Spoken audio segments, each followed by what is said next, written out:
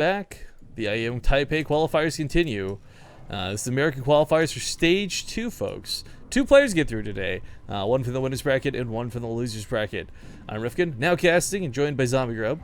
But spawning here in the bottom right corner of the map, he's leading 1-0 in this series. It's going to be Evil Genius's Red Terran, XenoCider. Never left as the Orange Protoss. It's Evil Genius's Huck. Alright guys, I'm going to be keeping an eye on chat for this one. Zombie Grub joining a little bit later means I didn't get to do audio tests before we got going. But that's okay, because I think the settings should be alright. But again, I'll keep an eye on chat. If any of our mods or subs have problems, just be sure to be vocal and I will take care of it as soon as I can. But yes, I don't know if you saw the entirety of that last game or not, but Huck going for the proxy nexus. Always a little bit heartwarming, because I think Copa America is actually the only time I've seen that work for him. And every time since, it's failed pretty miserably.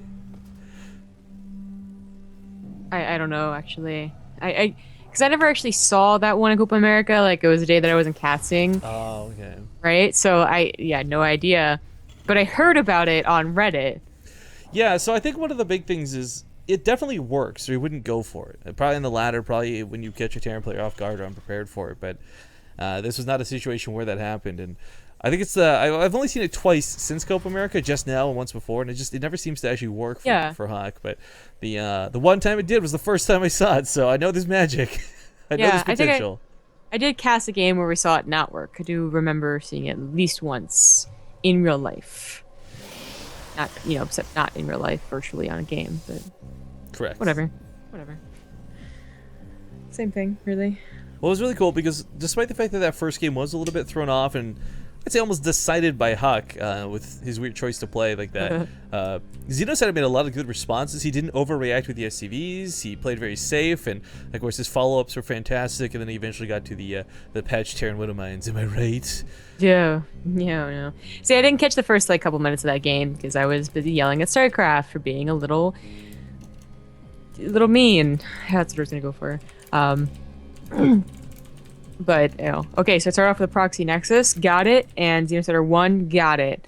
Did you talk about how XenoCider had just been, out of the loop up until, 5 days ago? Well, see, I don't know if out of the loop's the right phrase, though, because if he's still watching StarCraft, if he's still paying attention and casually playing, then, you kind of have a feel for the game. But you're right, he hasn't been a big competitive player for a while. And I did touch base on that very briefly, but, yeah, it's been some time since we've seen him majorly in these events. Out of the limelight? It's better. There you go. Right? That's a better way to phrase it, of course. Yeah. There you go. Out of the loop means something different. But right, yeah, and it's to be expected because he is a a high school student. It's pretty young. But it's cool to see that he actually just when vacation comes, he can get on back into StarCraft and actually apparently do really well. I mean, he's currently up 1-0, and yeah, that was kind of decided by Huck, but he closed out that game, which made it look easy. Let's not forget too, he was one of the ones who scrapped through and got through the losers bracket of yesterday's qualifier. So he's played quite a few games. Yeah, of course. Even in context of just this tournament. Yeah, totally. This is the second day. I totally forgot. But yeah, it's the top 16. Yes. Yep. The only person not to show today, by the way, guys, Suppy. I'm not sure what the reasoning was, but he could not make it today. So everyone else appears to be online, ready to go. We had some, again, requests for particular matches today. I'll remind you all that if you see Farside in chat, the Farside is the wonderful admin from today. You can let him know what matches you want to see. But for our sake, we don't really get to pick all of them. We'll try to adhere to requests, but nice snipe here out of Huck. It's 2 SCVs for this attack. Not really cost effective, but you got to the point where you're past the bunker, you're committed, you got to get something for it. Yeah, it is so surprising to see him do that, though. I mean, that Stalker is your map vision for quite a while.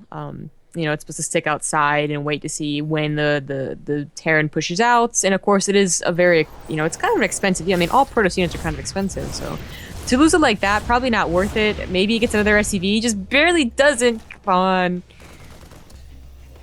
The Mothership Core was trying to clean up, I guess, get maybe a little bit more value for that. But other side of the map, because the Mothership Core's not home, it has to rely on the Stalker to take care of the Reaper. Instead of killing the Reaper, does get out alive after scouting the extra out of Huck here with the Robo and that gateway.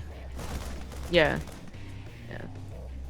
Did you see the Forge? I didn't see the Forge, but again, Robo openers, very common. If you see the Forge, you're almost confirmed that you can just not worry for the next 6 minutes. With only a Robo, maybe there's a chance they're gonna like do something with Immortal All In, which had like a week when we saw a lot of them for whatever reason, and then they died out again. So wouldn't expect that.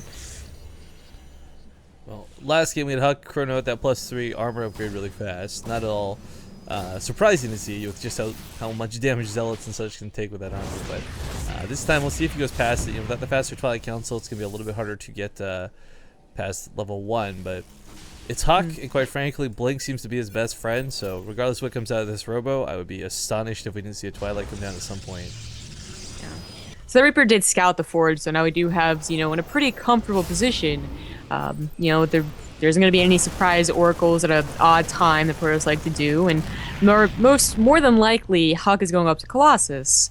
Again, just like so many, there are variations like an Immortal All-In, or even like throwing down a Twilight Council and going up to High Templars instead. But it's, you know, it's really not what you do in PvT nowadays. It is all about the Colossus. And XenoCider pushing out here, it is pure Marine, but the Colossus is going to be out in time if he decides to just go for it right now. Last time, one interesting thing XenoCider did do was with his first push, focus down the Nexus. Lost about half his army for him, most of the Marauders were Marines, but got the Nexus Snipe at the natural. This time, that same opportunity is not going to bear its head. Keep in mind, guys, a big reason why that worked in game number 1 was because Huck didn't have anything else to fight with. He didn't have a Colossus on the way. He didn't have anything other than a couple of Stalkers and a Mothership Core. So, as much as it'd be cool to see XenoCider pull that off again, I'd be quite shocked if he's able to do it. Yeah, I mean, again, it is mostly Marines, and he did have to pull back. He was waiting for those medevacs. The Colossus, you know, 2 swipes, and a lot of those Marines are, in fact, dead. And with a couple of good force fields, in which he has about 4, I think, it's not really worth it to try and dive on that Nexus. He might try and poke up here, like first the Marine, or he might just, okay. Other option is just to immediately pick up on the medevacs, but unfortunately doesn't right underneath the Observer. Yeah, so Huck knows what's coming. Man, you know, speaking of which, too, Huck had some just, like, the most beautiful force fields last game. Like, I know it's like, oh my god, beautiful force fields! Caster, bias, blah, blah, blah, but, like, his force fields last game were pretty much on point every time he put one down. Medevac scores are scooping up the Marines and saving them, but still, it's really cool to see that level of control come out of Huck. Always knowing that he's at top of his game, but, you know, he's busy with the front. Despite seeing those Medevacs move out, doesn't actually see this drop unloading. And the army, maybe he didn't see it with the Observer? I don't know, but, like, it was an right overcharge there. I mean, if he didn't, that's just a huge mistake. No buttering that up. But it gets a pylon, and that seems to be it. I mean, the army is not that far away. It gets another sentry. All right, so adds a little bit on top of that. But he got away with everything, I think. Nothing died. Yeah, the Medevacs came back out of that fully unscathed. But, well, I shouldn't say unscathed, but rather alive. Little chips of damage, but not much. That pylon, maybe not the biggest deal in the world, but as you pointed out, it was kind of for free. Baits out the overcharge, and Huck didn't really see that coming, sadly. Yeah, it was very surprising. You know, it really, maybe he did, and he knew that he could get back in time, but it seemed like he was pushing out awfully far. Now XenoCider does pick up. Yeah, a little bit bold out of Huck there. I mean, like, even though he does drive XenoCider back, I mean, you're walking Colossus into Marauders. Like, ooh, you don't want that to happen. He doesn't have extended thermal lance either. I'm wondering if this is a mistake, if this was just the right time out of XenoCider to distract him from this, but those Colossus have no range to fight with. Yeah, you know, if it's one of those fake, oh my god, the medic on the side. Oh, and the third gets down. Like, XenoCider is actually playing really well, and Huck's the one kind of making the crucial mistakes here. But if it is that fake Colossus build, you know, where you get 1 or 2 and you don't get extended thermal lance, you can shoot it into High Templars. I feel like the High Templars are coming out too late for that. You know, like, it's not straight up to a Templar Archives going the charge and Immortals, but maybe he is not actually hoping to depend on the Colossus that much. It's just I mean, if there's a guy I would chalk up to do something weird like that, too, it would be Huck without question. But it feels like one of those moments where it's been an accident, it's been forgotten, it's been what was that? Ariumed. Yeah. Now, it's not to say you can't win a game because you forget this one upgrade, but it is a pretty big deal. However, it looks like Huck with that Twilight Council leading towards that Templar Archives may very well have just faked out Colossus. And if that's actually the case, I mean, like I said, I'm not surprised. It's Huck. He's got a lot of tricks up his sleeve, but it is a risky move to make. It's one that banks on XenoCider not pushing again relentlessly. yeah. What the I don't know. It's like we saved him by looking at him, you know? Like, they're going to shoot him, and oh, they're looking. Stop. Everybody stop. It's looking more and more like that was on purpose. I don't know. I would expected the storm to be out just a little bit faster. What if, hear me on this, like I believe Okay. it's on purpose as well. I'm not at all saying I disagree, but what if this was like when you forget stim, you're like, well, I guess I'm going mech now. Oh, if I got extreme lens, I guess we'll go for storms. Yeah. The thing is that there's like, I mean, there's the faster art, like the faster Templar, the faster storm can be very useful. If you think someone's going to SCV pool, you can try and get that to that point very very quickly. But even then, you usually get examined with the lens. Like actually, like legitimately try and fake them out and go for just Vikings because they think that you're going for just Colossus. I don't know if it's actually really going to work. It doesn't seem like it is working. XenoCider, he got a lot of Vikings, sure, but a good number against 2. 10 against 2, maybe a little bit, tiny bit overkill, but it's also getting Ghost Academy. Like, he realized that he doesn't have to go all into Vikings. It's such a rough timing for Huck. He's got energy on the Templar, but they're exposed and in a bad spot. Oh my god, Forced to make the no. Archons. Zealot's not coming from the backside, looking to charge in for this fight, but everything's out of position for this engagement. He's got one Templar still standing behind this, but this is a ramp. This is perfect for XenoCider without any sort of area of effect. There's no danger to him sitting here. Storm finally finishes up. He'll get some shots off on the ramp. Maybe these Zealots can execute the last couple of units, but look at the Vikings land. Look at the army charging through the natural base. Huck is left with virtually nothing left to fight. We're down to 18 army supply. He's got +2 shields, but that doesn't matter.